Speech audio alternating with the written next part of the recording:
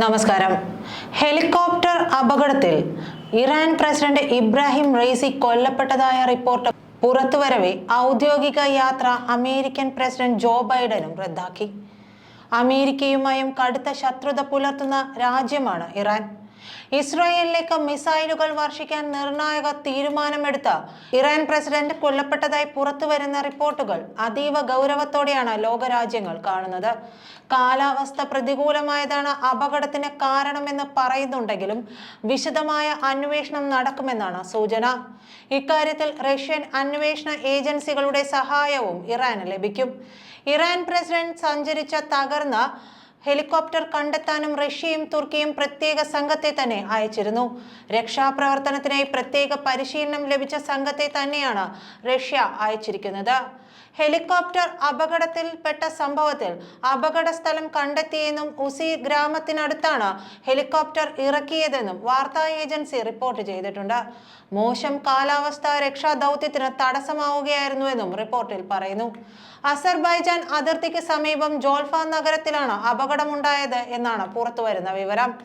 ടെഹ്റാനിൽ നിന്ന് 600 കിലോമീറ്റർ അകലെയാണ് ഈ സ്ഥലം. മോശം കാലാവസ്ഥയെ തുടർന്ന് ഹെലികോപ്റ്റർ തിരിച്ചിറക്കിയതാണെന്നാണ് ഇറാൻ വാർത്താ ഏജൻസി പ്രാഥമികമായി സ്ഥിരീകരിക്കുന്നതെങ്കിലും അന്വേഷണത്തിന് ശേഷം മാത്രമേ യഥാർത്ഥ വസ്തുത പുറത്തുവരികയുള്ളൂ. പ്രത്യേകിച്ച് കാലാവസ്ഥയെ പോലും മാറ്റിമറിക്കാൻ ശേഷിയുള്ള കൃത്രിമ ബുദ്ധിയുള്ള പുതിയ കാലത്ത് എല്ലാ സാധ്യതയും അന്വേഷണ സംഘം പരിശോധിക്കുമെന്ന കാര്യവും ഉറപ്പാണ്. മാത്രമല്ല, പ്രസിഡന്റിന്റെ ഹെലികോപ്റ്ററിനൊപ്പം സഞ്ചരിച്ച മറ്റു 2 ഹെലികോപ്റ്ററുകൾക്ക് അപകടമൊന്നും സംഭവിച്ചിട്ടില്ലെന്ന വാർത്തകളും ഇതിനകം തന്നെ പുറത്തു വന്നിട്ടുണ്ട്. പ്രതികൂല കാലാവസ്ഥ ഒരു ഹെലികോപ്റ്ററിനെ മാത്രം എങ്ങനെയാണ് ബാധിക്കുക എന്ന ചോദ്യവും ഈ പശ്ചാത്തലത്തിൽ അന്തരീക്ഷത്തിൽ ശക്തമാണ്. ഇതിനിടെ നിലവിലെ സാഹചര്യം ചർച്ച ചെയ്യാൻ ഇറാന്റെ പരമോന്നത നേതാവ് അയത്തുള്ള അലി ഖമീനി ദേശീയ സുരക്ഷാ കൗൺസിലിന്റെ അടിയന്തര യോഗം വിളിച്ചിരുന്നു. അയത്തുള്ള അലി ഖമീനിയുടെ പിൻഗാമിയാകേണ്ടിയിരുന്ന നേതാവാണ് ഹെലികോപ്റ്റർ അപകടത്തിൽ കൊല്ലപ്പെട്ട Iran president Ebrahim Raisi. Israel Hamas യുദ്ധത്തിൽ ഹമാസിന് അനുകൂലമായി ശക്തമായ നിലപാട് സ്വീകരിച്ച ഇബ്രാഹിം റൈസി ഇടപെട്ടാണ് ഹമാസിന് ആയുധങ്ങൾ നൽകിയിരുന്നത്. ഇറാൻ നയതന്ത്ര കാര്യാലയം ആക്രമിച്ചതിന് പ്രതികാരമായി ഇസ്രായേലിൽ മിസൈൽ ആക്രമണം നടത്തിയ ഇറാൻ നടപടിയെ അമേരിക്കയെ പോലും ഞെട്ടിച്ചിരുന്നു. ഇറാൻ റവല്യൂഷണറി ഗാർഡ് അതായത് IRGC കമാൻഡർ ഖാസിം സുലൈമാനിയെ ഇറാഖിൽ വെച്ച് ഏതാനും വർഷം മുമ്പാണ് അമേരിക്ക മിന്നലാക്രമണത്തിലൂടെ വധിച്ചത്. ഈ സംഭവത്തിന് ശേഷം ഇരു രാജ്യങ്ങളും തമ്മിലുള്ള ബന്ധം വളരെ മോശമായാണ് തുടരുന്നത്. ഇസ്രായേലിന് എല്ലാ സഹായവും നൽകി പിന്നിൽ നിന്നും കളിക്കുന്നത് അമേരിക്കയാണെന്ന തിരിച്ചറിവും ഇറാനുണ്ട്. ഇറാൻ ആണവശക്തി ആർജിക്കുന്നതിന്റെ അവസാന ഘട്ടത്തിലാണെന്ന റിപ്പോർട്ടുകൾ പുറത്തു വരുന്നതിനിടെ തന്നെയാണ് ഈ നീക്കങ്ങൾക്കെല്ലാം ചുക്കാൻ പിടിക്കുന്ന ഇറാൻ പ്രസിഡന്റ് ഹെലികോപ്റ്റർ അപകടത്തിൽ കൊല്ലപ്പെട്ടുവെന്ന വാർത്തയും ഇപ്പോൾ പുറത്തു വന്നിരിക്കുന്നത്.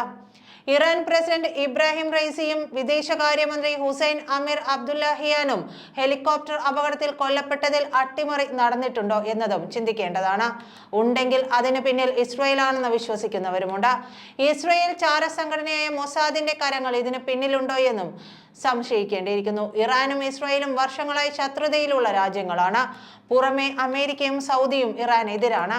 ഇവരെല്ലാം കൂടി നടത്തിയ ഗൂഢാലോചനയാണോ ഈ അപകടം എന്നതാണ് സംശയം ഉയരുന്നത്. 1 മാസം മുമ്പ് ഡെമസ്കസിൽ വെച്ച ഒരു ഇറാനിയൻ ജനറലിനെ ഇസ്രായേൽ വധിച്ചിരുന്നു. ഇതിൽ പ്രതിഷേധിച്ച് ഇറാൻ ഇസ്രായേലിനെതിരെ മിസൈൽ ആക്രമണവും നടത്തിയിരുന്നു. ശത്രുക്കളെ വധിച്ചു കളയുന്നതിൽ കുപ്രസിദ്ധരാണ് മൊസാദ്. ഇറാനിലെ ആണവ ശാസ്ത്രജ്ഞരെ അടക്കം വധിച്ച ചരിത്രവും മൊസാദിനുണ്ട്. അതുകൊണ്ട് ഈ കൊലയ്ക്ക് പിന്നിലും മൊസാദിന്റെ കരങ്ങളുണ്ടാകാമെന്നും വിശ്വസിക്കുന്നവർ ഏറെയാണ്. നന്ദി.